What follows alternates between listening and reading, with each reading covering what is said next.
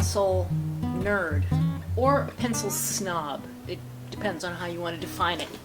So I made an impulse purchase recently, and it was to Blackwing, which is my favorite pencil company because they make one of the most well-crafted pencils.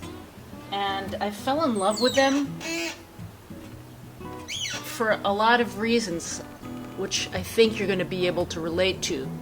But my recent impulse buy was that Blackwing does this thing where they come out with limited edition style pencils, and this last batch of pencils I couldn't resist because it's called the surfing pencil, and it's actually dedicated, well, maybe not dedicated, but inspired by Duke Kahanamoku, who is the most popular historical surfing figure of the 20th century and the 21st century, because he is credited with popularizing the sport around the world, really. So in their little blurb here in the back of their pencil set, they say, "The ancient art of surfing arrived on the coast of Northern California in 1907. It was actually the royal cousins of Princess Kaiulani who first brought surfing to Santa Cruz, California in 1885, and that is Jonah Kuhio Kalanianiole, David Kawananakoa, and their brother Edward Kali'a Honui. And they were royalty, the nephews of King Kalakaua and Queen Liliuokalani, who was Kalakaua's sister. And they were educated in San Mateo at a military academy there in the late 19th century. And they surfed Santa Cruz. And then, after Jonah, David, and Edward, it was George Freeth who officially brought surfing to California in 1907.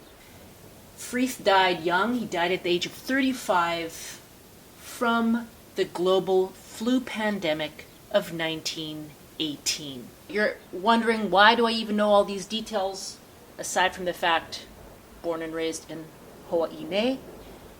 I am writing a historical account of the birth of surfing, pre-Duke Kahanamoku, in which I am weaving in elements of my childhood in Hawaii and my family's immigration to the islands, and how Hawaii in the modern era kind of evolved in this cultural melting pot on the foundation of the original Hawaiian Polynesian culture, and a few other details. In spite of the fact that Blackwing got their facts here incorrect, I super appreciate the effort and the beauty of their craftsmanship. I can't.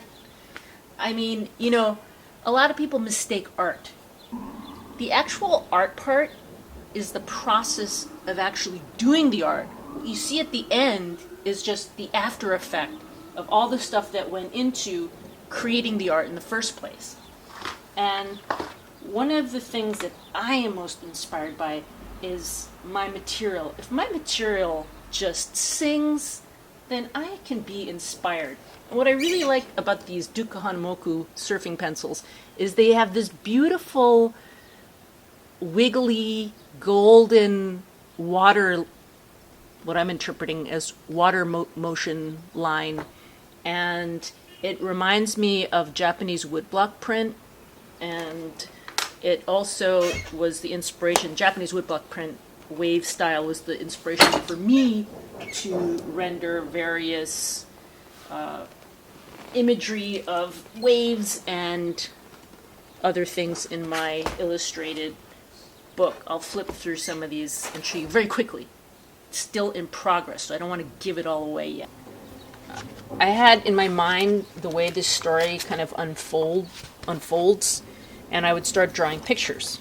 Like every night I would just start drawing. And at a certain point,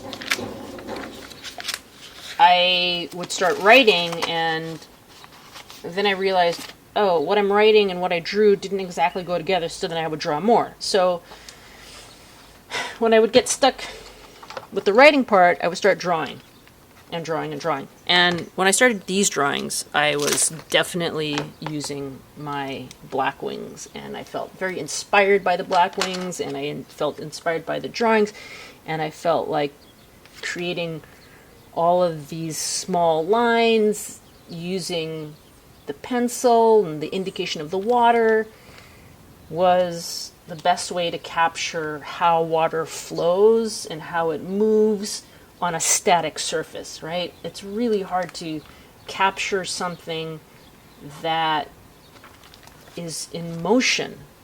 So my inspiration, as I mentioned, was Japanese woodblock print, because I believe that the Japanese artists of the ukiyo-e style, actually it would be the 18th and 19th centuries, really knew how to capture water. So I used that idea of the single line was the movement. This is my rendering of Duke Kahanamoku sliding left on his Olo surfboard outside castles. There's a famous story that he takes off on a 30-foot wave and rides it a mile or a mile and a half. It depends on which version of the story you read from. Different people have retold this. He himself has told the story, and then other people have retold the story. So he takes off at outside castles, which is in Waikiki, on a southern swell, and rides it all the way to, I believe, past Canoes or to Canoes. Now that is a long slide across Waikiki Bay. This is from the myth cycle of Pele and Hi'iaka, and I won't go into the whole story. Hopefully when I finally get my book finished and published somehow, you will know the story. But Hi'iaka, this goddess, was a great surfer.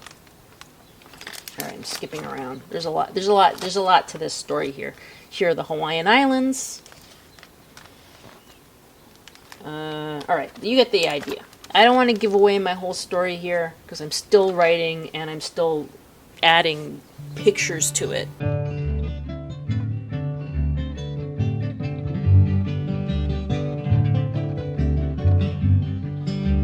Aloha in a aloha